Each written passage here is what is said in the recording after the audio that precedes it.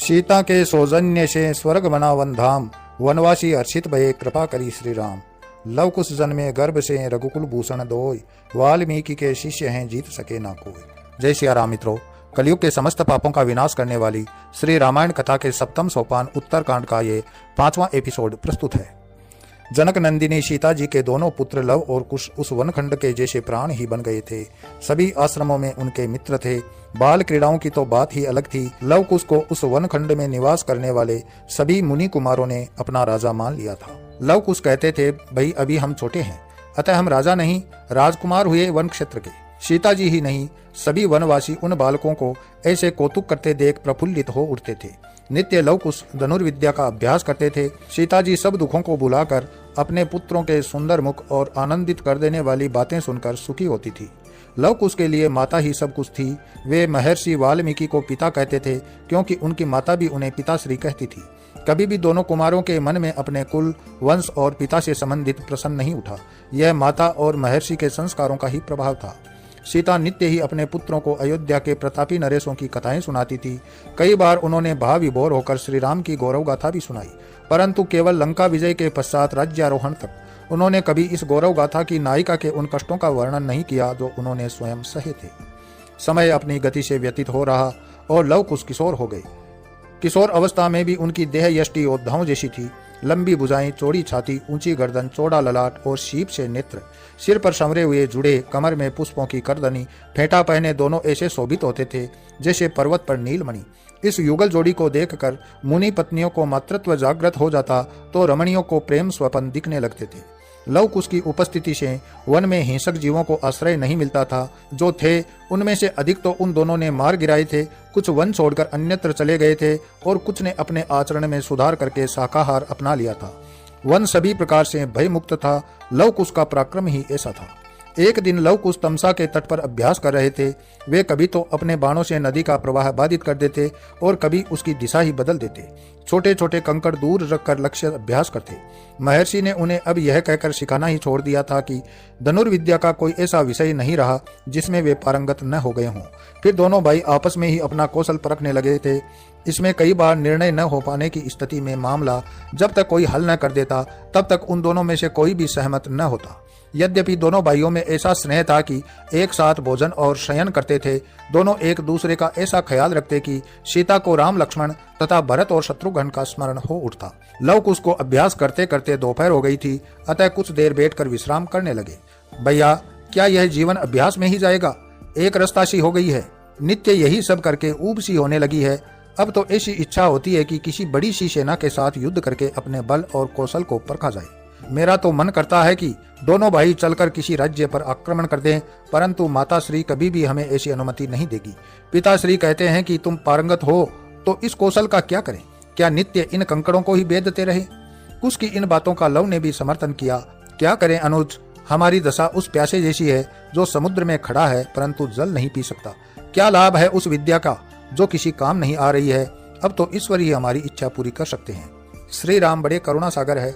उनके पुत्र कोई इच्छा करे और वह पूरी न हो, ऐसा कैसे हो सकता है?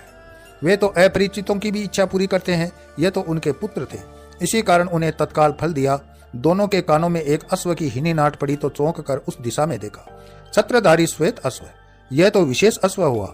गुरुदेव ने बताया था कि ऐसे अश्व यज्ञ के होते हैं। अश्वमेध यज्ञ में ऐसे ही सज्जित अश्व दौड़ाए जाते हैं और उसके साथ रक्षक दल भी होता है। धन्य हो प्रभु, अभी तो विचार ही किया था और इच्छा पूरी करने का अवसर भी दे दिया।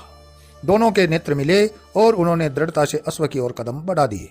कुश ने जाकर अश्व की रास पकड़ ली और लव ने उसके गले में लटकी हुई चेतावनी पत्रिका पढ़ी। अनुज, यह तो हमारे ही राज्य के महाराज श्री रामचंद्र का अश्व है और इसके रक्षक महापराक्रमी लक्ष्मण है। उनके साथ बड़ी सेना भी है। चेतावनी है कि कोई इसे पकड़ने का दुस्साहस न करे, अन्यथा मृत्यु को निमंत्रण देगा। अनुज, यह तो अभिमान भरा यज्ञ हुआ और यह अश्व अपने ही राज्य की सीमा में वनखंडों में क्यों घूम रहा है?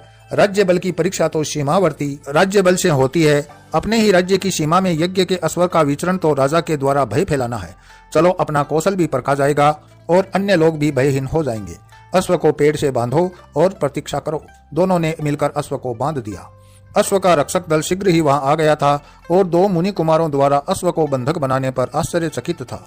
रक्षक दल के नायक ने कहा, मुनि कुमारों, प्रतीत होता है कि तुम निरक्षर हो, जो चेतावनी पत्रिका नहीं पढ़ी, अन्यथा ऐसा दुस्साहस नहीं करते।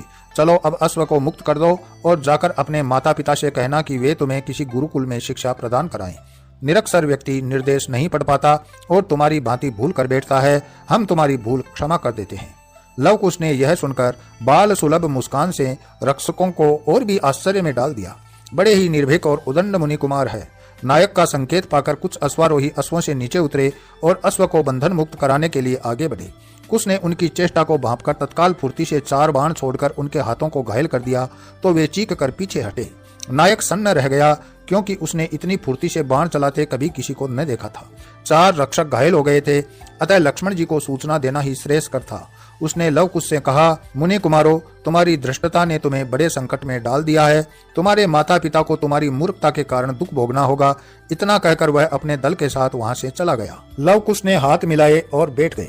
लव ने कुश से कहा, अनुज, सुना है कि लक्ष्मण अत्यंत पराक्रमी है। आज तो बड़ा सुनहरा अवसर मिला है बल परखने का।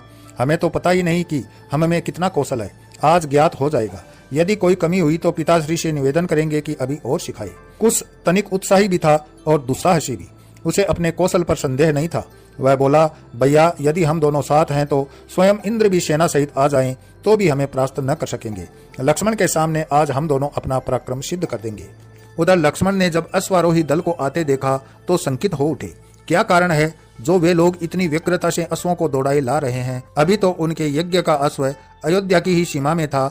यहाँ कौन ऐसा होगा जो ऐसा दुस्साहस करे कि श्री राम के यज्ञ में विघ्न हो? कोई और ही बात थी। संभवतः किसी सिंह से सामना हो गया हो। यह विचार ठीक था। घबराया हुआ रक्षक दल लक्ष्मण के समीप आ गया और मुखिया ने एक ही सांस में सारी बात बता डाली, जिसे सुनकर लक्ष्मण चकित रह गए। 2 किशोर मुनि कुमारों ने अश्व को बंदी बना लिया था और यह जानने पर भी छोड़ने को तैयार न थे कि वह अश्व अयोध्यापति श्री रामचंद्र के यज्ञ का है। लक्ष्मण ने तत्काल सैन्य दल को आगे बढ़ने का आदेश दिया। हनुमान रथ में उनके साथ बैठे थे। बोले, प्रभु, मुनि कुमारों को क्या पता कि वे क्या कर रहे हैं। उन्होंने तो खिलवाड़ में अश्व पकड़ लिया होगा। अब जब सेना को देखेंगे तो क्षमा प्रार्थी होंगे। प्रभु, उन्हें क्षमा कर दीजिएगा। लक्ष्मण इस दृष्टिकोण से नहीं सोच रहे थे। उन्हें प्रभु श्री राम के वे शब्द स्मरण आ रहे थे कि जो कभी न हुआ हो वह भी हो सकता है। अतिरिक्त सुरक्षा, सजगता व सहायता की आवश्यकता सदैव रहती है। कहीं वही सब तो सामने नहीं आने वाला। परंतु 2 बालक। लक्ष्मण कुछ समझ नहीं पा रहे थे। उनकी व्यग्रता बढ़ रही थी। कोई योद्धा हो सकता है कि मार्ग में अवरोध करे, साहस से या दुस्साहस से, परंतु अधिक देर अवरोध बना रह सके यह तो असंभव ही था। उस पर भी 2 किशोर मुनि कुमार। लगता है वे कुछ अधिक ही सोच रहे थे। बस अब सब कुछ सामने आने ही वाला है। अश्व दिखाई देने लगा था। लक्ष्मण ने उन दोनों मुनि कुमारों को भी देख लिया था, जो सेना को आते देखकर वीर मुद्रा में परस्पर पीठ भिड़ाए और हाथों में धनुष बाण उठाए बड़े मनोहर प्रतीत हो रहे थे। लक्ष्मण सोच रहे थे, यह आयु ही ऐसी होती है जिसमें अनुभव तो शून्य होता है और ऊर्जा अत्यधिक। वे तो युद्ध के लिए तत्पर लगते थे। सैन्य बल देखकर उन्हें जरा भी भय हुआ हो, यह उनके द्वारा किसी भी प्रतिक्रिया से नहीं लगा था। आह, कितनी सुंदर जोड़ी है नयनाभिराम। हे मुनि कुमारों, तुम्हारे साहस को हम सबका नमन। कितने धन्य हैं वे माता पिता जिन्होंने तुम्हारे जैसे निर्भीक सुकुमारों को जन्म देकर इस वन को कीर्तिवान कर दिया। परंतु हे पुत्रों, इस अश्व को बंधन मुक्त कर दो और हमें अपने माता पिता के दर्शन कराओ। लव ने लक्ष्मण की ओर देखा और हंस पड़ा। लक्ष्मण जी, यह अश्व अब हमारा है और इसे इस वृक्ष से तभी खोला जा सकता है जब नियमानुसार आप इसकी रक्षा कर सकेंगे। हमें बालक समझकर दया करने की आवश्यकता नहीं है। हमें तो अपना और आपका कौशल परखना है। इस चेतावनी पत्रिका पर अभिमान भरे जो शब्द अंकित है वे हमें पसंद नहीं आए। अब तो यह अश्व यहाँ से तभी आगे बढ़ेगा जब आप हमें परास्त कर देंगे और यही आपका कार्य भी है। आपको आपके स्वामी ने बताया होगा कि जब बलावरोध आए तो उसे बातों से नहीं बल्कि बल से दूर करना चाहिए। लव की बात सुनकर लक्ष्मण को क्रोध आ गया। हनुमान तो दोनों कुमारों की छवि से ही सम्मोहित हो गए। हे योद्धाओं, तुम्हारा युद्ध के लिए तत्पर हो जाना ही तुम्हारे लिए विजय हुई। हम तुम्हारे साहस पर आनंदित हैं। तुम अवश्य ही मुनि वेश में क्षत्रिय कुमार हो। कृपया अपना परिचय देकर हमें कृतार्थ करो। इस यज्ञ के अश्व को पकड़ने का तुम्हारा अधिकार नहीं है, क्योंकि तुम तो अयोध्या की प्रजा हो। यह तो राजद्रोह हुआ। इस आयु में प्राय ऐसी भूलें हो जाती है, परंतु प्रभु श्री राम तो दया के सागर हैं और उनके ही अनुज लक्ष्मण भी दयालु है। युद्ध की बात मत करो, क्योंकि तुम अभी अपना हित अहित नहीं समझते। तुम लक्ष्मण के विषय में नहीं जानते। इन्होंने ऐसे ऐसे योद्धाओं को रणभूमि में सुलाया है जिनके नाम से इंद्र भी भयभीत होते थे। जब तक विपक्षी के विषय में पूरी जानकारी न हो तब तक युद्ध जैसा निर्णय नहीं लेना चाहिए। हनुमान की बात सुनकर कुश ने उत्तर दिया, हे महाबली, हम आपको प्रणाम करते हैं, क्योंकि आपके कुछ कौतुक हमने भी सुने हैं। समुद्र का उल्लंघन, सिंगी का लंकिनी और कालनेमी का वध, द्रोण पर्वत को जड़ से उखाड़ लाना आदि आदि। आपके अपार बल को हमारा प्रणाम है, परंतु हे महावीर, हमें आप भयभीत क्यों कर रहे हैं? बालक जानकर ही न, तो क्या हमारे हाथों में धनुष बाण सजावट के लिए हैं? आपने हमें राजद्रोही कह दिया तो शिक्षा क्यों दे रहे हैं? दंड दीजिए। आप यह भी जानते हैं कि हमें अश्व को पकड़ने का अधिकार ही नहीं है, तो इस प्रकार की विनय चेतावनी पत्रिका में स्पष्ट करनी थी कि प्रजावासी कृपया अश्व न पकड़े। जब प्रजा को भी चुनौती दी गई है तो इस राजाभिमान से हम संतुष्ट नहीं। लक्ष्मण तिलमिला गए। मुनि कुमार दुस्साहसी नहीं, वाचाल भी थे और उनके शब्दों में जैसे विष भरा था। ऐसे उदंड बालकों को समझाना भी व्यर्थ है, उन्हें तो दंडित करना ही ठीक है। लक्ष्मण ने सोचा, प्राण लेने जैसा दंड देना तो ठीक नहीं, परंतु ऐसी सीख तो देनी ही थी जिससे उन्हें भविष्य में ऐसी भूलें न करने की सीख मिले। लक्ष्मण ने अपना धनुष उठाकर साधारण सा बाण उस पर चढ़ाया ही था कि हतप्रभ रह गए। उनके धनुष को काट दिया गया था। आश्चर्य यह था कि कोई भी बालक बाण चलाते नहीं दिखाई दिया था। इतनी फुर्ती, इतना कौशल। लक्ष्मण ने तत्काल दूसरा धनुष उठाया और बाण वर्षा कर दी। उनका उद्देश्य था कि दोनों बालकों को बाणों के पिंजरों में बंद कर दिया जाए, परंतु विरोधी केवल गाल बजाने वाले न थे, धनुर्धर थे।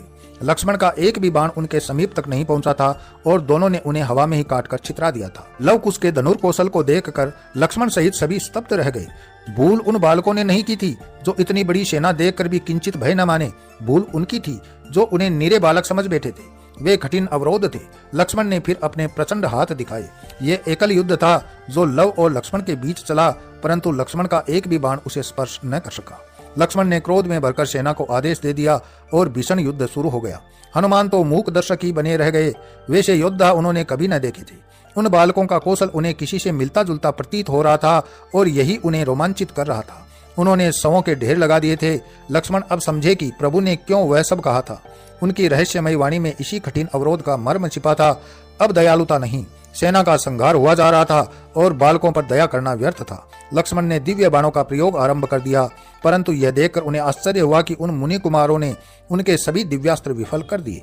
अब अंतिम बाण मृत्यु बाण ही था। लक्ष्मण उसका आह्वान कर ही रहे थे कि एक तीक्ष्ण बाण ने उनके कवच को भेद कर सीने में स्थान बनाया और लक्ष्मण मूर्छित हो गए। हनुमान मुदित भी थे, सन्न भी। वे गदा लेकर लव की ओर दौड़े तो उसके एक ही बाण ने उन्हें स्तंभित कर दिया। वे जिस मुद्रा में कूदे थे उसी में स्थिर रह गए। प्रयत्न करने पर भी शरीर का कोई अंग हिला तक नहीं पा रहे थे। सेना भाग खड़ी हुई। दोनों भाई परस्पर गले मिलकर एक दूसरे को बधाई दे रहे थे। लव कुश ने सोचा कि वे अब क्या करें, आश्रम चलें, पर युद्ध अभी शेष था। यज्ञ का अश्व बंदी बनाया था तो उसके नियम थे। अश्व के मूल स्वामी को परास्त किए बिना अश्व विजित नहीं होता। अब युद्ध छेड़ दिया है तो पूर्ण करके ही जाएंगे। दोनों भाई इस निश्चय के साथ वहीं बैठ गए। इसी के साथ मैं अपनी वाणी को विराम देता हूँ। कमेंट में जय श्री राम लिखें। अगले वीडियो में फिर मिलेंगे, तब तक के लिए जय श्री